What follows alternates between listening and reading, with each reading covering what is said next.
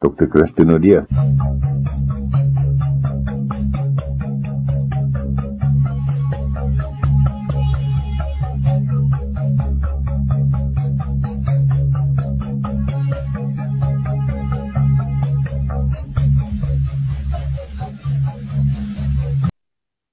Goeiemôre Christo, dis Dr. Christo Naudé wat ek môre sê. En jy praat vanmôre met ons oor 'n tema na 'n jaar wees bly. Ja, ons is besig met die einde van die jaar nader te skuiwe. En nou sê jy na 'n jaar wees bly. Wat bedoel jy, Christo? En goeiemôre ook dan. Ja, goeiemôre Willem. Dankie dat ons mekaar eens kan groet. Wanneer 'n mens kyk na die jaar, dan sê mens altyd hier aan die einde van die jaar, hier by 31 Desember, kom ons kyk 'n bietjie terug oor die hele jaar en waarvoor ons kan dankbaar wees. Maar weet jy, baie mense begin al hier in die einde November afskaal. So hulle einde van die jaar is eintlik 'n afskaal, vakansie hou en so aan, en daar's 'n ander gees en 'n ander konteks waarby mense dan aan die einde van die jaar kom. Maar as 'n mens hierso so nog half net so bietjie afplat, meeste mense maak klaar, nie te ver van Desember aan nie, hier by die 16de lyk dit vir my, is die meeste mense daarom al klaar gewerk. So, wat 'n beter tyd om so bietjie terug te kyk en te sê, jette, die Bybel is so vol hoe ons dankbaar moet wees vir God. Psalm 23 sê, ek sal die Here dank want my hele lewe lank was sy goedheid en sy guns by my gewees. So, wanneer 'n mens kyk na die Bybel, dan is daar kort sulke goue drade wat deurloop, wat vir mense sê, weet jy moet dankbaar lewe. Mense wat baie keer vasgevang word in kritiese denke, in kommer en besorgdheid en twyfel, het baie keer hierdie probleem dat hulle is vasgevang in hulle omstandighede se negatiewe impak op hulle ongemak, hulle onvermoë, en al hierdie dinge dra eintlik by daartoe dat 'n mens sukkel om te kan dankie sê. En dan kom Paulus en hy sê vir ons in Filippense 4, wees altyd bly in die Here. Nou daai woordjie altyd is 'n ongemaklike woord, want hoe kan ek, as ek siek is, hoe kan ek as ek 'n mishoes het? Hoe kan ek as my trekker nie werk nie? Hoe kan ek as my beeste vrek? Hoe kan ek as my motor nie werk nie? Hoe kan ek as ek besteel is? Altyd dankbaar wees. Jong, dit is moeilik.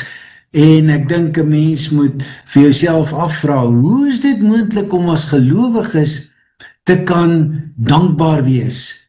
En dan sê 1 Tessalonisense 5:16, wees altyd bly. Paulus bly by die woordjie altyd. En dan 1 Tessalonisense 5:18, wees in alle omstandighede dankbaar. Daar's net nie loskomkans nie. Dis altyd en alle. So met ander woorde, hoe kry ek dit reg? As ons dan nou terugkyk en ons sê vir mekaar, hierdie jaar wat verby is, natuurlik is daar vreeslike goeters wat kon gebeur het met jou. Natuurlik is daar vreeslike hartseer dinge wat kon gebeur het met jou. Natuurlik was daar dinge gewees wat jy nie meer gemaklik is nie. Jy was teleurgesteld in jouself. Jy dalk een of ander sonde gepleeg en die skuldgevoel ry jou bloots. Of jy dalk een of ander iemand teleurgestel. En hierdie hele gevoel van ongemak kan ek nie van ontslaa raak nie. En dan kom hierdie teksverse en hulle sê, wees altyd bly. Wees in alle omstandighede dankbaar. En ek dink, dit is waarby ek dan nou vanmôre wil uitkom, deur te sê, maar hoe gebeur dit? Hoe gebeur hierdie dinge? En daarom wil ek dan na 2 woorde kyk. Aan die een kant is daar die woordjie ainos, wat beteken dat ek die Here moet prys, dit gaan daaroor dat ek eintlik met die prys van die Here 'n belydenis doen oor God se karakter. So die blyheid gaan nie noodwendig oor my situasie nie. Die blyheid lê in die karakter van God. Die viering of die erkenning van sy dade en dan die uiteindelike getuienis wat daar uit my lewe uitkom, dat God in my lewe teenwoordig is. So wanneer 'n mens kyk na hierdie saak, dat 'n mens altyd moet bly wees, dan dink 'n mens, jette, dit moet vir my omstandighede wees, dit moet aan die slegte goeders wees wat met my gebeur het. Dit lyk vir my tog, as 'n mens kyk na hierdie woorde, soos Ainos, dan gaan dit daaroor oor God se karakter, sy dade, en die feit dat hy in my lewe werksaam is. So, die agtergrond hiervan is dat, aan die een kant word ek opgekommandeer om dit te doen, aan die ander kant is dit ook dat ek 'n opoffering maak om dit te doen, en dan het ek natuurlik hierdie belydenis om te doen. En dan is daar 'n tweede woord, Willem, wat ek 'n bietjie na wil kyk. Wat sou daai woord wees? Ek het nou Die tweede woord, Willem, is doxaso. Dit beteken om God te verheerlik, om hom eer en prys toe te bring. Soos baie keer wanneer 'n mens oor die geboorte van Jesus sou lees, waar daar die engele uitbreek in lofprysing en aanbidding van die Here. Want hier word dit dan dat ek die Here se werk wat hy doen om my uit situasies uit te lei, sy reddende nabyheid in my lewe, dat ek dit erkenning sal gee, dat die feit dat Christus so gehoorsaam was aan God en vir my verlossing bewerk het, dat ek hom sal groot maak daarvoor. En dan het ek 'n wonderlike hulpmiddel, die Heilige Gees binne in my, wat met onuitspreeklike sigtinge intree, en God, wat die bedoeling van die Gees verstaan, weet wat die Gees wil kom sê. En dan natuurlik moet ek my eie lewe neem en moet ek vir die Here loof en prys ook daarvoor. So, Willem, wanneer 'n mens dan nou kyk na hierdie situasie, dan moet 'n mens vir jouself sê, dat wanneer ons kyk na die loof en die prys, die ainos en die doxaso, dan beteken dit gaan oor God, en nie dat ek vasgevang word in my eie situasie en probeer in my stoei van die lewe, die Here dankie sê vir hierdie gestoei nie.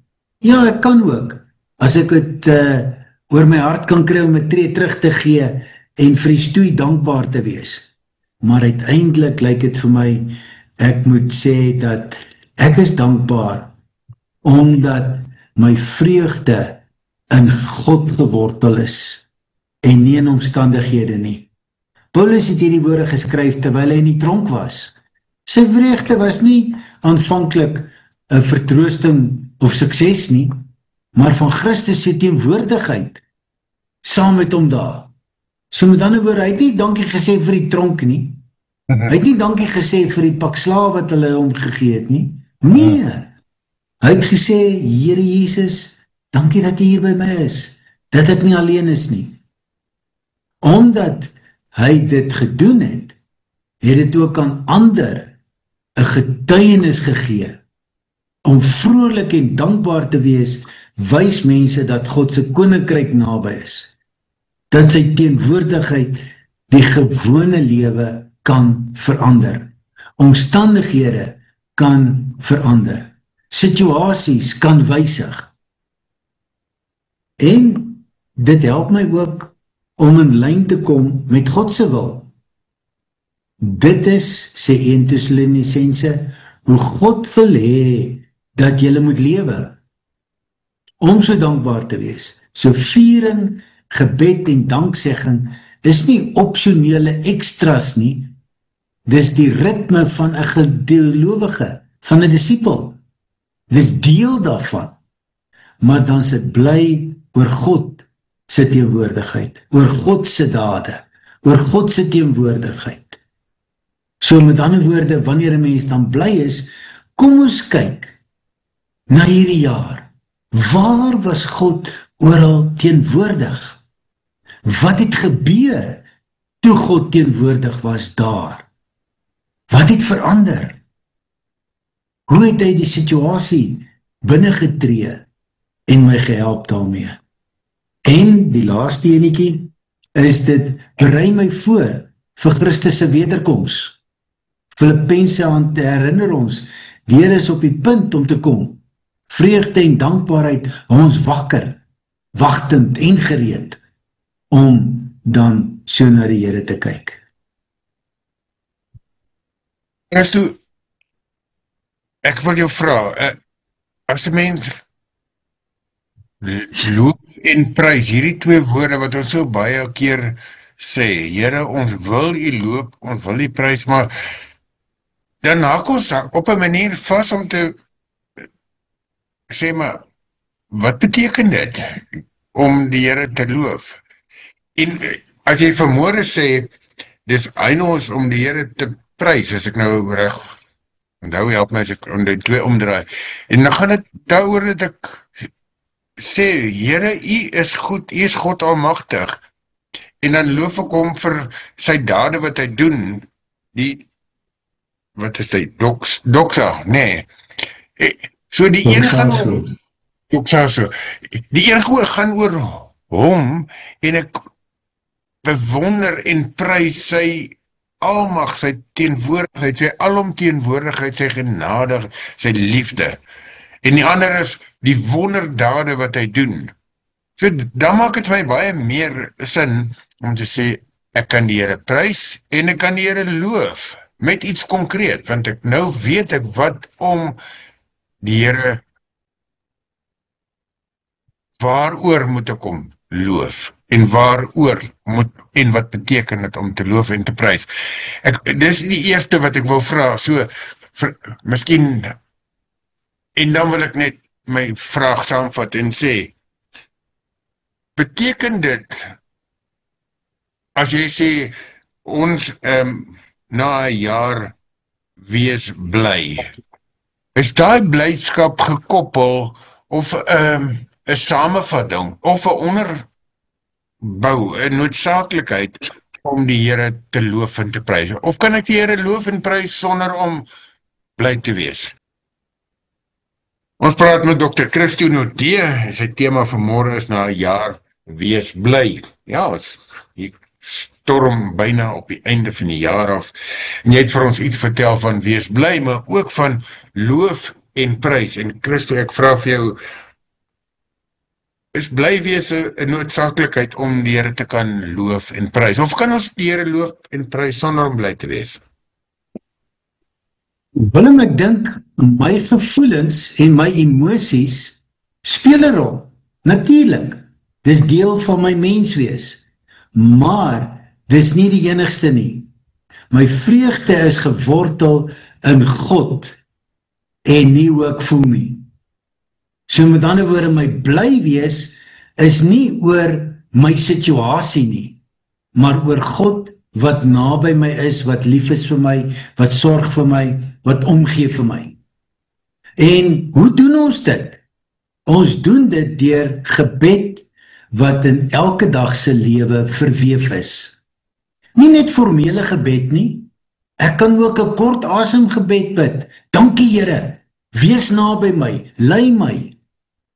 Maar dit moet ook 'n gebed wees waar ek stil staan, stil sit en kniel as dit moet, of net regop staan, my hande in die lug sit, om te sê, Here, ek is op hierdie oomblik bewus van U groot dade, van U wonder, van God wees, van die majesteit, van die teenwoordigheid. So aan die een kant is daar die gebed, hoe ek dit elke dag kan doen. En daai gebed het verskillende fasette. Maar dan is daar ook deur dankbaarheid in elke omstandigheid te kweek. Selfs in swaar kry kan ons God dank vir sy teenwoordigheid, sy beloftes dat hy met my sal wees, die groei wat hy vir my bring in begrip van hoe God my uit hierdie situasie gaan lei en hierdie situasie my gaan help.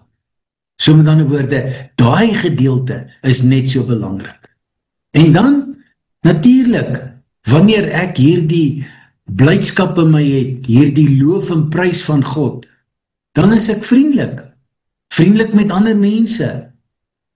dan word ek 'n vriendelike gemeentelid, 'n gemaklike, vriendelike, oop gesinslid, 'n lekker familielid met die families wat saam kuier.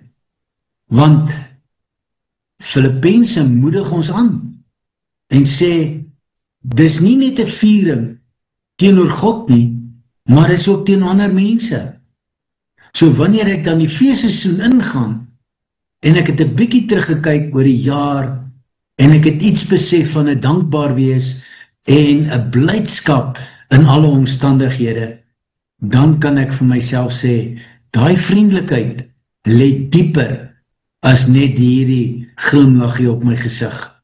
Daai liefde vir ander mense, daai vreugde wat ek hier het vir God, is die wonder daarvan, dat die vreugde is ook iets wat weerstand bied teen wanhoop, sinisme, vrees, kwaadpratery.